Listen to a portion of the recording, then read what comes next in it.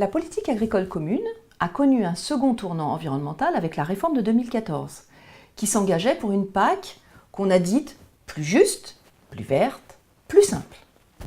Le point marquant de cette réforme a été le verdissement du premier pilier. Cependant, les mesures adoptées ont déçu et certains ont même dénoncé une opération de greenwashing. On verra plus tard ce que ça peut signifier. Donc dans ce cours, nous allons présenter les mesures de verdissement adoptées par la PAC de 2014 et nous présenterons aussi l'impact attendu et effectif de ces mesures sur l'environnement et tenterons d'identifier les freins et les leviers que la PAC représente pour la transition agroécologique. Nous vous présenterons aussi les premières propositions qui se discutent, début 2018, pour la prochaine réforme de la PAC, celle qui est prévue pour 2020, et la place de l'environnement dans les débats. Donc ce cours s'inscrit dans la continuité du cours PAC et environnement, du productivisme à la prise en compte de l'environnement de 62 à 2014. Commençons par expliquer la conception de la PAC 2014-2020. Dans l'optique de la réforme de 2014, la Commission européenne a lancé en 2009 une enquête citoyenne visant à mesurer les attentes de la population européenne par rapport à la PAC et ses objectifs. Elle révélait dès 2009 que 43% des citoyens étaient insatisfaits par la manière dont la PAC répondait aux enjeux environnementaux. La majorité des participants souhaitaient une réorientation de la PAC afin de lier plus étroitement la production agricole et la fourniture de biens publics comme les services environnementaux.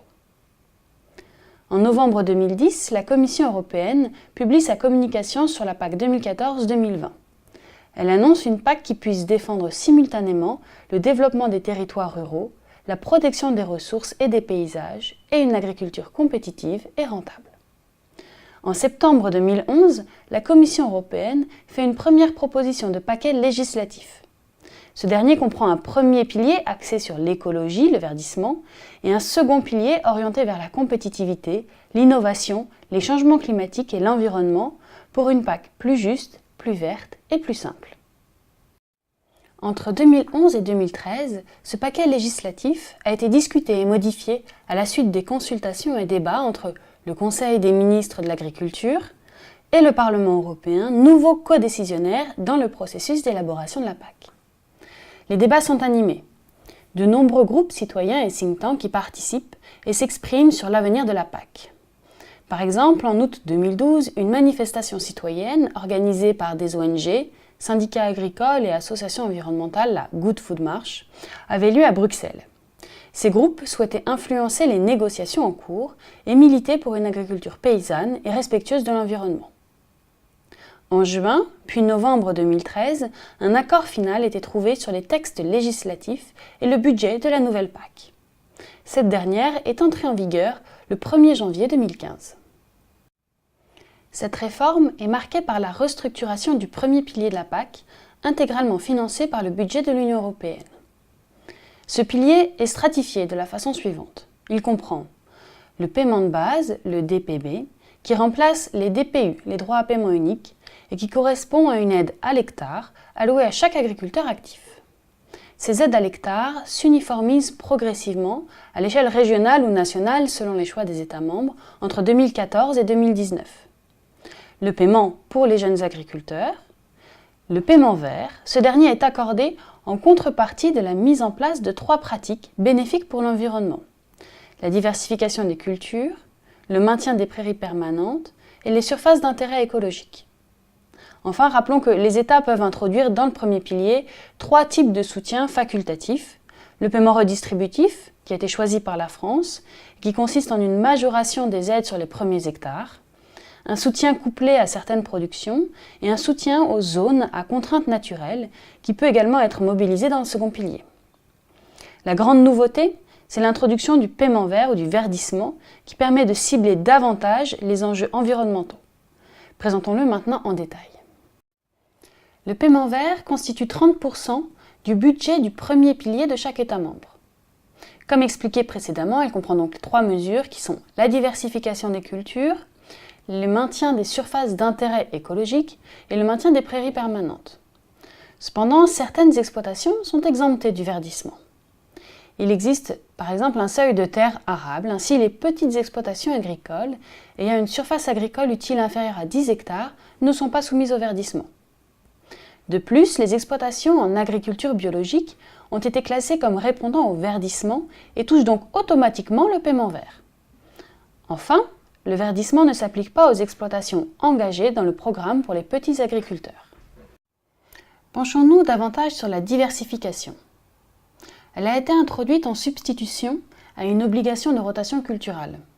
Son objectif est de limiter la monoculture et de réintroduire la rotation culturale afin de favoriser la lutte naturelle contre les maladies et les mauvaises herbes.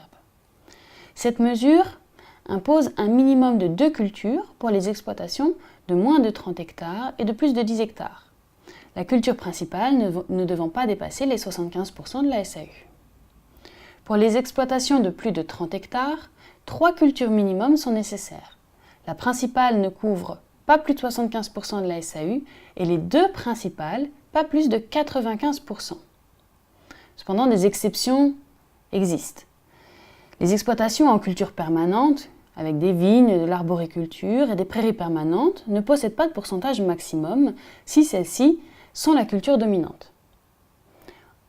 Le diable se cache aussi dans les détails. Qu'appelle-t-on 2 cultures différentes ? Finalement, un blé d'hiver et un blé de printemps sont considérés comme différentes. Enfin, il y a certaines équivalences qui ont été obtenues, y compris pour la monoculture de maïs en France.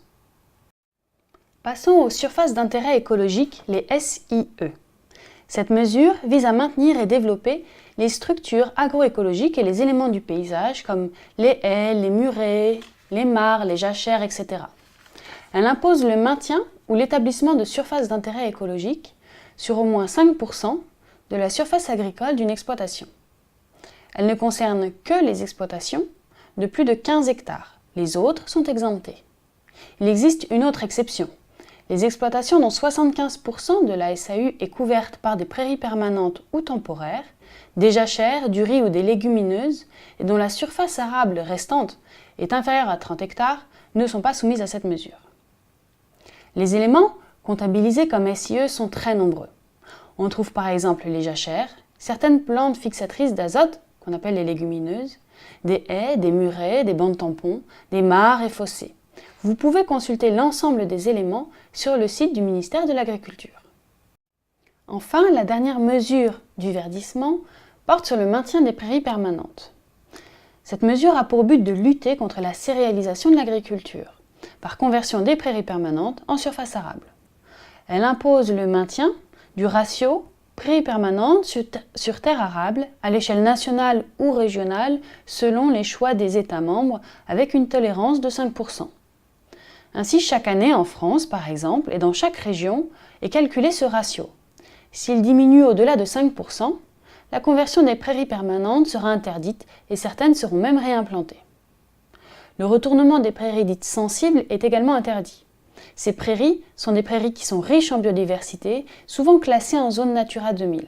Chaque État est libre de les délimiter. Malgré cette ambition nouvelle de verdir la PAC, au final, la réforme adoptée n'a pas convaincu. Et en particulier, les organisations non gouvernementales se sont beaucoup plaintes des résultats obtenus, de l'affadissement de l'ambition initiale, et ont même parlé de greenwashing. Qu'est-ce que le greenwashing ? En fait, ça désigne l'utilisation abusive de pratiques écologiques à des fins de marketing.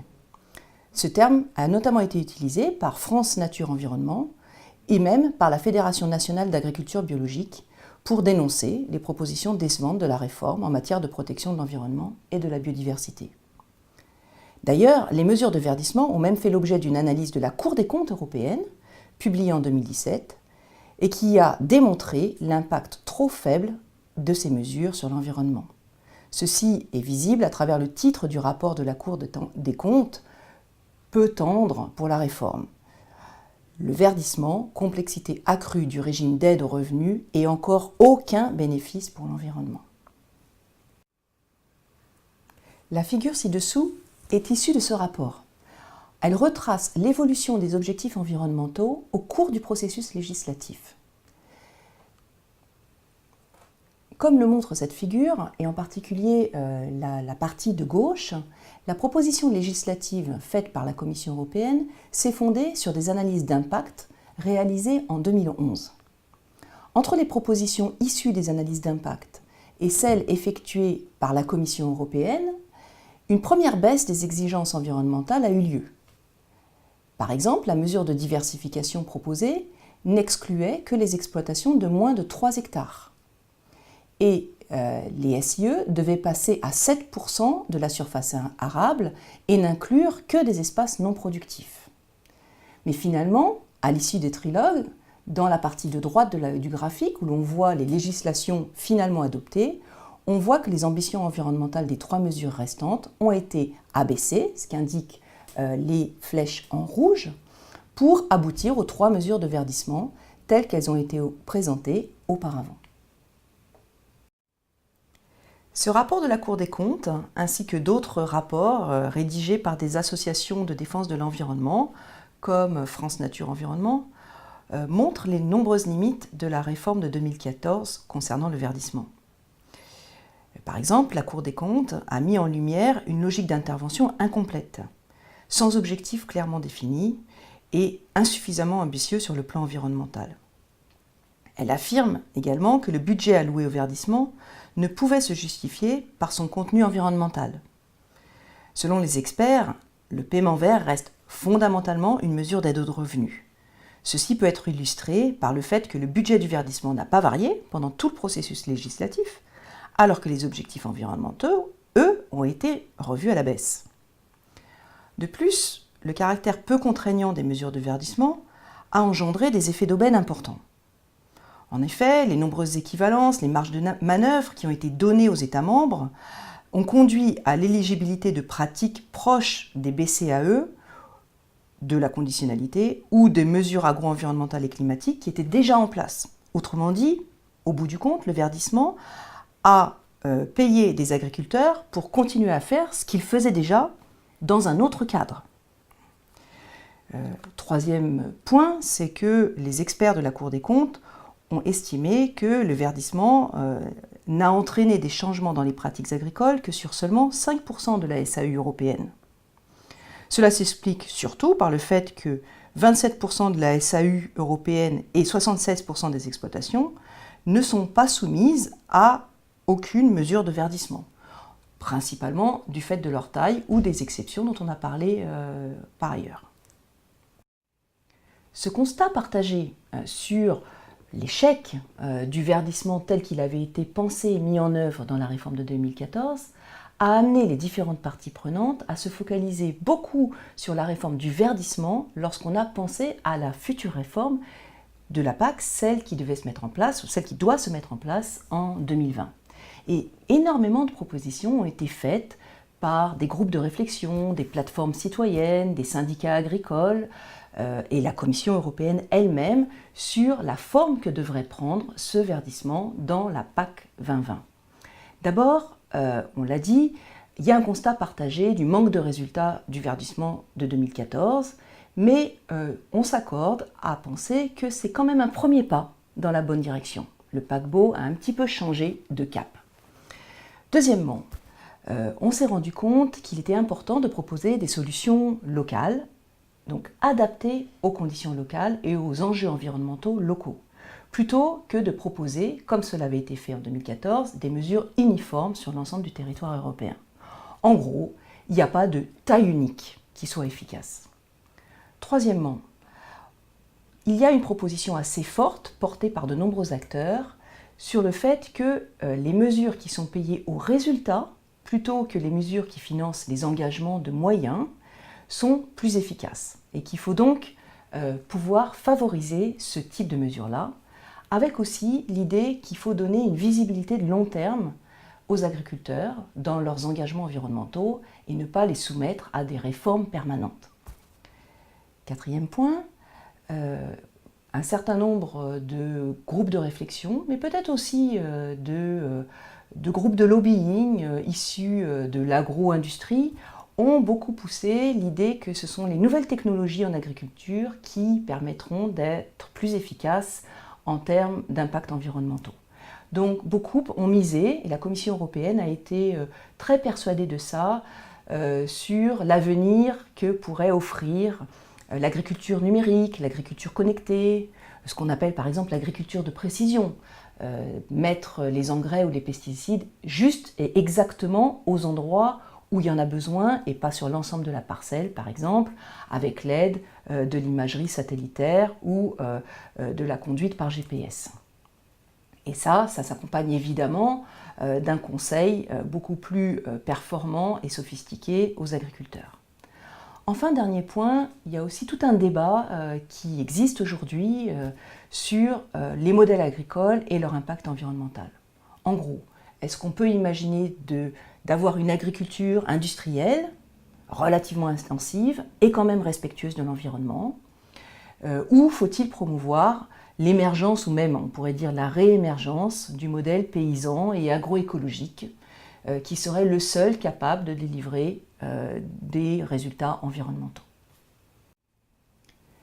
Donc, dans sa communication de novembre 2017, qui présentait en fait les grandes lignes de la PAC après 2020, la Commission européenne a proposé de revoir le verdissement selon un certain nombre de grands principes. Elle a d'ailleurs appelé ça « The New Delivery Model ». Alors, quels sont ces principes-là ? Ils répondent assez bien à tout le débat dont on a parlé dans la diapo précédente. D'abord, c'est orienter les objectifs et la gestion du verdissement sur l'atteinte de résultats environnementaux dans chaque État membre, et pas forcément pour chaque exploitation agricole, plutôt que orienter, comme on l'avait fait jusqu'à présent, la gestion du verdissement sur la conformité à des mesures relativement uniformes pour l'ensemble de l'Europe. Donc la logique de résultat a été adoptée. Deuxièmement, en offrant plus de subsidiarité, plus de marge de manœuvre, de flexibilité aux États membres, à qui on demandera d'établir un plan stratégique qui spécifiera leurs objectifs environnementaux à atteindre. Et ensuite, ils pourront choisir les mesures les plus adaptées pour pouvoir respecter ce plan stratégique. Enfin, le troisième principe important, c'est le principe de simplification qui avait été annoncé depuis longtemps, c'est réduire les charges administratives pour les bénéficiaires, c'est-à-dire principalement les agriculteurs, mais aussi pour les administrations européennes et les administrations des États membres, en essayant au maximum de limiter les indicateurs de gestion. La procédure n'est pas encore complètement arrêtée, mais l'idée générale, c'est que chaque État membre établisse un plan stratégique national. Ce plan stratégique national devra être évalué et approuvé par la Commission européenne. Comment chaque État membre va-t-il établir ce plan stratégique national ? Eh bien, il doit d'abord partir un peu d'ailleurs sur les mêmes principes que pour les programmes de développement rural. Il part d'abord d'une analyse atouts, faiblesses, opportunités, menaces, ce qu'on appelle une matrice AFOM, dans lequel il va essayer d'analyser les différents éléments du contexte agro-environnemental auquel il doit faire face. Ensuite, à partir de ce premier diagnostic, il va établir des objectifs cibles environnementaux. Par exemple, des objectifs en termes de reconquête de la qualité de l'eau, de reconquête ou de préservation de la biodiversité sur certains territoires et avec des indicateurs relativement bien ciblés. Et ensuite, il va définir des types d'interventions par objectif et par territoire ciblé. Et donc, c'est l'ensemble de ces trois étapes qui constituent le plan stratégique national. Et on voit bien dans cette procédure-là que les États membres ont beaucoup plus de marge de manœuvre, à la fois pour établir leurs objectifs et la manière d'y arriver. Ensuite, on donnera à leur charge l'évaluation des bénéficiaires et l'évaluation des résultats. Donc ceci qui était très fortement encadré par la Commission européenne jusqu'à présent sera délégué en grande partie aux États membres, ce qui d'ailleurs peut les inquiéter en partie. Et donc la Commission européenne, elle, se focalisera fortement sur l'évaluation et l'approbation à l'amont, ex ante, du plan stratégique national. Alors, quels sont les avantages et les limites de ces propositions-là ? On voit bien quand même que cette proposition, elle reconnaît le fait qu'il faut de la flexibilité pour les États membres pour leur permettre d'atteindre leurs objectifs. Ça, c'est plutôt une bonne chose, c'était quelque chose qui était demandé à la fois par les partis environnementalistes et puis par les États membres eux-mêmes. Et permet effectivement à chaque État membre de se fixer des ambitions, il faut qu'elles soient évidemment en concordance et approuvées par la Commission européenne, et de choisir ses moyens. Cependant, il y a aussi beaucoup de critiques et ça suscite des inquiétudes, ce système-là. D'abord parce que la ligne entre ce qu'on peut appeler flexibilité et subsidiarité, elle est ténue. Et de fait, beaucoup de syndicats agricoles se sont émus de cette situation-là en invoquant le fait que la possibilité que chaque État membre puisse avoir un plan stratégique différent, derrière des objectifs différents, derrière aussi des mesures différentes, eh bien, pouvait fausser la concurrence entre les agriculteurs des différents États membres. Et ça, c'est quelque chose qui, évidemment, les inquiète dans le contexte du marché unique. L'autre chose, et ça inquiète plutôt les administrations des États membres, et dans le cas de la France, par exemple, les autorités de gestion, ce sont les autorités des régions, les autorités régionales, c'est qu'ils vont devoir supporter peut-être une plus grande part de la charge de contrôle et de justification des dépenses effectuées. Enfin, on ne peut pas l'écarter complètement, il y a le risque de voir se créer une Europe à plusieurs vitesses environnementales. Certains États membres auront dans leur plan stratégique beaucoup d'ambition environnementale et d'autres peut-être beaucoup moins. Pour finir, et si vous en avez encore le courage, nous pouvons essayer de dresser un petit bilan du verdissement de la PAC 2014-2020. Et donc, ce qu'on vous propose, c'est dans ce tableau d'essayer de dresser les éléments du verdissement qui ont été plutôt favorables à l'environnement et ceux qui le sont moins. Alors, on vous donne 60 secondes, vous pouvez en prendre plus, évidemment.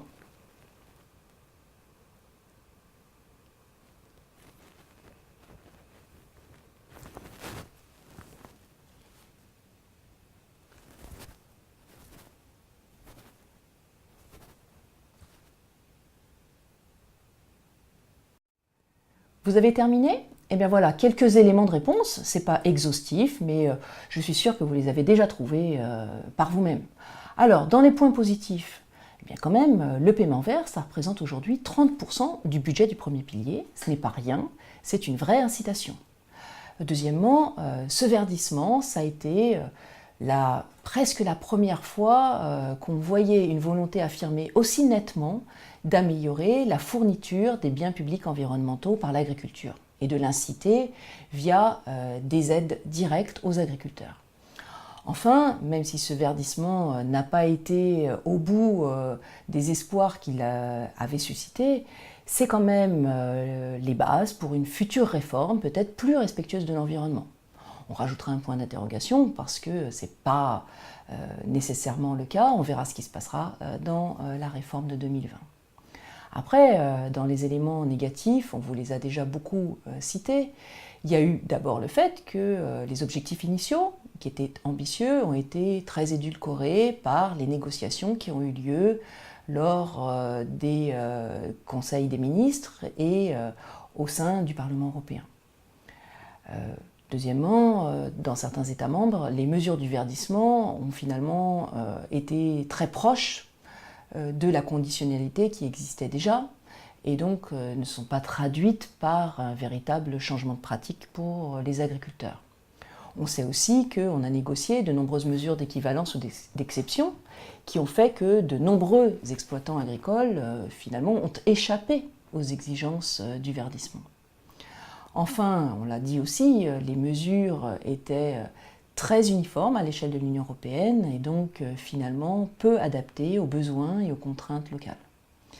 Et dernier effet peut-être, c'est qu'on peut s'interroger sur la cohérence d'ensemble du premier pilier qui d'un côté continue indirectement à encourager l'agrandissement des exploitations et une certaine forme d'agriculture intensive et de l'autre côté essaye de réparer ces effets-là ou les effets de cet agrandissement et de cette intensification avec les mesures du verdissement et les 30% dédiés à ce verdissement. Nous voici au terme de ces différents diaporamas dédiés à l'agroécologie et la PAC. On espère que cela vous a permis de mieux comprendre les liens entre politique agricole commune, environnement et défense de l'agroécologie. Attention, n'oubliez pas que ces enregistrements ont été faits en avril 2018 et donc si vous les écoutez plus tard, peut-être d'autres choses se sont passées depuis.